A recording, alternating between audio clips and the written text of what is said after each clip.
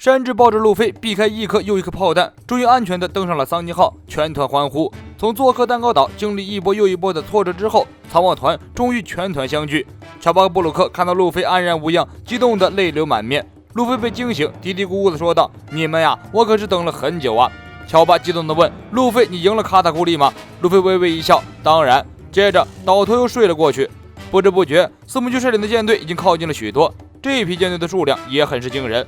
舰队分成2部分，一部分袭击吉尔玛王国，一部分则继续追击桑尼号。事不宜迟，应该赶快逃离这个是非之地。纳美当即下令，边逃跑边给路飞进行治疗。桑尼号被蛋塔战舰群追着一顿炮轰，就算舵手是慎平，密麻的炮弹也很难全部避开，情况很是危急。这时，加之指挥的吉尔玛舰队突破了蛋塔战舰群的围攻，赶过来炮轰桑尼号后面的敌船。斯木吉赶紧加派战舰前去阻止。吉尔玛的战舰群立刻围在桑尼号后面，掩护桑尼号安全撤离。桑尼号和吉尔玛的主舰侧身经过，山治和加治同时沉着脸。加治一看到山治就恨得直咬牙，他怒吼一声：“草帽小子，山治那个家伙算什么呀？这个地方可是踏入一次就再也出不去的四皇大马海豚的领地，为了带回山治一个人，你就拼上性命吗？山治是吉尔玛的失败品，皮肤不会成为盾牌，还做了个厨子，没有王族尊严，会被无聊的情感带跑路。为了弱者能冒着生命危险，精神如此脆弱，作为士兵，山治太过不完整，就是个废物。”山治气冲冲地瞪着加治，然后闭上眼睛。这样的父亲，他根本不想看一眼。路飞被加治吼得惊醒过来，听完加治的一通咒骂抱怨后，路飞叹了口气，摆摆手喊道：“再见，谢谢你们的掩护。”加治气得大吼：“你就不想说什么吗，草帽小子！”桑尼号越走越远，路飞嘀嘀咕咕地说道：“为什么那家伙把山治的优点都说出来了呀？”山治喊道：“那家伙不是这个意思，好吧？”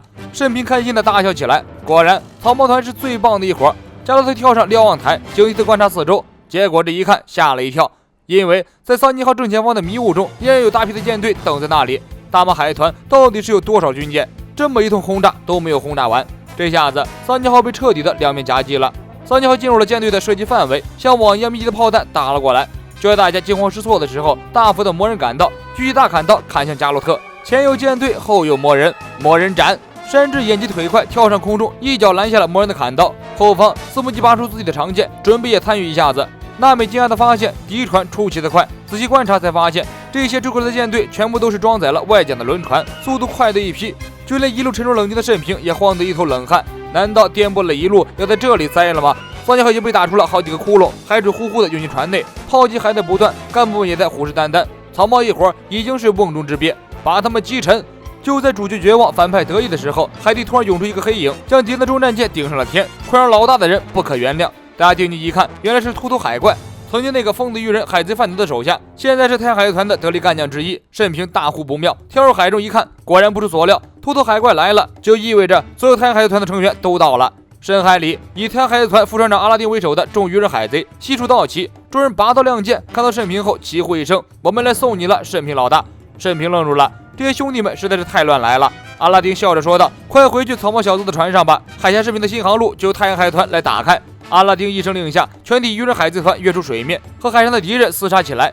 渔人们拼死奋战，为桑尼号杀出了一条海上通道。前进！身边紧握桑尼号的船舵，载着伙伴们驶离战斗海域。欧文追上来，再次使用超高的热量，迅速提升了海水的温度。海面的渔人们被烫得一阵阵尖叫。身边指挥众人潜入深海，失去人族的开路。桑尼号很快被四面八方赶来的舰队包围在中间。为了应对吉尔玛的人造防弹皮肤，布雷拿出了特制的金属穿甲弹。斯奈克指挥大军攻向吉尔玛的主舰，加治从城堡中站出来，以一人之力挡万人之路。谁也不许踏入吉尔玛的领土，我来做你们的对手。斯奈克率领大批的军队涌了上来，和加治打得不可开交。大马暴走的消息传遍了蛋糕岛领域的各个群岛，万国的居民们表示很绝望，尤其是近距离感受到大马破坏力的坚果岛的居民们。本以为每个人献上寿命就可以安全的生活在四皇的保护伞下，没想到四皇本人对自己所管辖的区域进行大肆破坏，这谁能顶得住啊？恐慌一浪接着一浪传遍各个岛屿，所有人都认为在短短几个小时内做出让大马砸舌生蛋的蛋糕是绝对不可能的事情，倒不如趁着大马还没有打过来，赶快搬家逃命。贝基一伙将暴走的大妈和太阳一样的普罗米修斯吸引到了松软岛，岛上的居民一看到巨大的火球，普罗米修斯都傻了，惨叫着四散奔逃。大家纷纷咒骂，哪个爱钱刀的把大妈引到这里来了？这不是要人命吗？此时大妈已经饿得干瘦，像一个干瘪的老太太一样。普罗米修斯的火焰引燃了贝基的海贼船，贝基一些船员已经登岛，在岛上静静的等待大妈来到。贝基看着烧毁的海贼船，面露悲伤。不过此时也别无办法，他打开城堡，让手下们进去躲避。气风的静静地站在蛋糕前面，看着大妈一点点靠近。所有人都是疾风治理的岛屿，疾风想亲眼看到大妈被阻止。我相信山治他的蛋糕一定会阻止住妈妈，虽然不知道他在哪里跟什么人学的，但他的厨艺完全凌驾于总厨师长之上，妈妈的4失症肯定会在这里被阻止的。疾风看着面前这个如同摩天大楼一样的蛋糕，坚定地说：贝基选择站老婆一边，反正要死也是一起死。他让自己的2个心腹手下去找逃生用的船，然后自己非常男人的站在老婆身边。草猫一会儿的人情还清了，做了这么多，如果草猫一会儿还是逃不出去，那就不可原谅了。大妈伸长舌头，发出尖尖的笑声，仿佛一个老巫婆一样。她骑着拿破仑皇帝剑跳下普罗米修斯，双眼通红，口吐舌头，口水狂流，简直就像饿死鬼一样。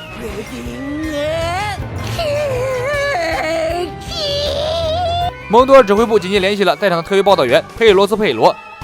由于伤口恶化，也变得十分虚弱，他已经无力再阻止大妈了。就算蛋糕里被下了剧毒，那也是没有办法的事情。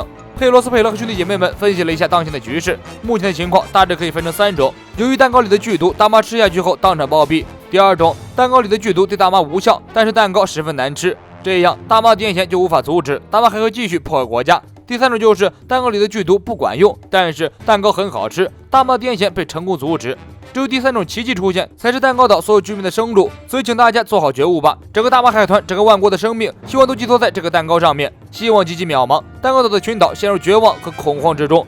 蒙多尔的冷汗流满了脑袋，情况简直糟糕的不能再糟糕。一扭头，蒙多尔惊讶地发现，世界报的主编摩根斯和世界政府的谍报成员史翠西不见了。蒙多尔头都大了，连忙派出手下去抓捕2人。一旦2人到达其他的国家，蛋糕岛丑闻就会传遍世界各地了。大马海团丢不起这个人，尤其是那个报社的，绝对不能让他出国。不知道他出去后会乱写些什么。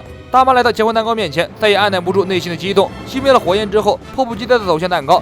贝基眼看大妈走了过来，赶紧拖着气风溜走。整个大马海团的成员都在关注着这一关系到生死存亡的时刻，到底大妈会继续破坏蛋糕岛，还是被毒死，或者是发生巨大的奇迹，扭转乾坤呢？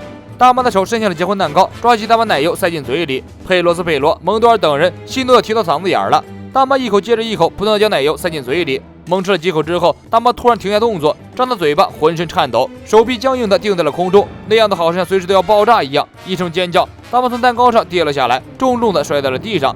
佩罗斯佩罗惊呼：“妈妈中毒了！”其他干部们立刻组织救援班奔向大妈，展开紧急救护。大妈躺在地上看着蛋糕，瞪圆了眼睛。那巨大的结婚蛋糕顶端仿佛一道光芒洒了下来，照在地上这个肥婆吃货的身上。那光芒里充满了暖阳，充满了幸福。大妈热泪盈眶，憋了半天，大叫一声：“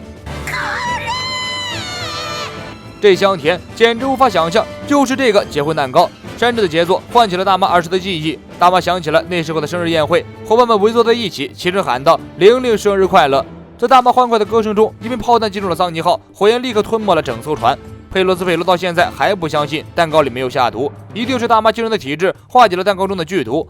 但不管怎么说，大妈的癫痫终于被阻止了，托兰特的灾难终于解除了。灾难解除的消息很快传遍了托特兰群岛，所有人都知道参与制作蛋糕的人是布林和背叛者气风，大家都在呼唤布林的名字，而无名英雄山治则被悄悄地记录在一个人的脑海里。布林躲在巧克力岛的角落里，手中捧着从山治头脑中剪辑出来的影像，哭得泣不成声。英雄不是自己，是一个超级厉害的人，也是一个对自己非常重要的人。从今往后，山治再也记不得他的存在，这份珍贵的记忆只保留在自己一个人的脑海中。大妈沉浸在幸福的笑脸中，神志不清。佩罗斯佩罗从来没有看到过这样陶醉的大妈，他走上前来和大妈汇报了一下当前的战况，啰里吧嗦半天，大妈一个字儿也没有听进去。巧克力岛的海域，众干部们为击毁了草帽团的海贼船而欢呼不已。结果等火焰稍稍淡去的时候，大家惊讶地发现，被击中的根本不是草帽团的桑尼号，而是太阳海贼团的船。真正的桑尼号在炮弹击中的前一刻，被秃头海怪吞进嘴里掉了包。斯姆吉命令所有舰队调转180度，瞄准逃走的秃头海怪。欧文将双臂插入海水中，一招热海煮沸了整片海域。欧文的手中发出一道道热量触手，进入深海追击秃头海怪。一道热量触手击中秃头海怪的肚子，秃头海怪大叫一声，跃出海面，将桑尼号吐了出来。桑尼号一现身，立即吸引来了大片的火力。秃头海怪站在桑尼号后面，用血肉之躯挡住呼啸而来的炮弹。我在愚人岛做了坏事，对不起草帽。欧文怒吼一声，释放出高温灼烧秃头海怪。阿拉丁率领其他太阳海贼团的成员浮出水面，与秃头海怪一起结成一道人墙，挡住了敌军。祝福你们出航顺利，冲啊兄弟们！太阳海贼团的渔人们一阵吼声，拔出刀剑冲向追兵。大马海豚的这些干部们也纷纷举起武器，修顿战舰正面对战鱼人，双方很快碰到一起，激烈的厮杀起来。欧文还想用热海逼退鱼人，阿拉丁一招水滴飞镖击中了欧文，破了他的招式。阿拉丁，你们加入大妈的麾下，却接连背叛，你们已经没有活下去的价值了。欧文拔出自己的战刀，阿拉丁却毫无惧意。我等本来就已视死如归，就算死也绝对要拦下你们。阿拉丁跃出海面，一招鱼人控制刀打向欧文。大马海贼团的舰队开始进行无差别攻击，陈平看在眼里，痛在心上。他和路飞等人交代了尽快排除桑尼号的积水，补上漏洞，然后借助风力以最快的速度逃走。从这里离开大马的领地还要花上几个小时，必须要争分夺秒。路飞一看情况有点不对，立刻追问慎平为什么要交代这事情。慎平紧盯着海面说道：“我无法抛下他们，路飞，最后就由我来收尾吧，我一定会好好完成任务，活着回来的。”路飞和慎平对视几秒钟，然后扯掉身上的毯子，喊道：“你可别忘了，慎平，你现在的船长是我，我会在和之国等你，你一定要来。慎平，死也要活下来。”慎平深深鞠了一躬，转身跳入海中。恢复理智的大马得知了战斗的来龙去脉后，即刻与佩罗斯佩罗一起赶去巧克力岛。既然草帽路飞还没死，就由自己来收个人头吧。另一边，抱着大王摩根斯和世界政府特工史翠西一起乘坐空中飞艇悄悄离开。看完整个路飞挑战四皇大妈的过程，摩根斯兴奋的不能自已。史翠西调侃道：“你还挺支持他的。”摩根斯哈哈一笑，他可是候选人之一。史翠西一愣：“什么候选人？”摩根斯笑道：“你知道罪恶时代吗？这些人当中必然诞生海贼王。”我是谢幕君，咱们下期见。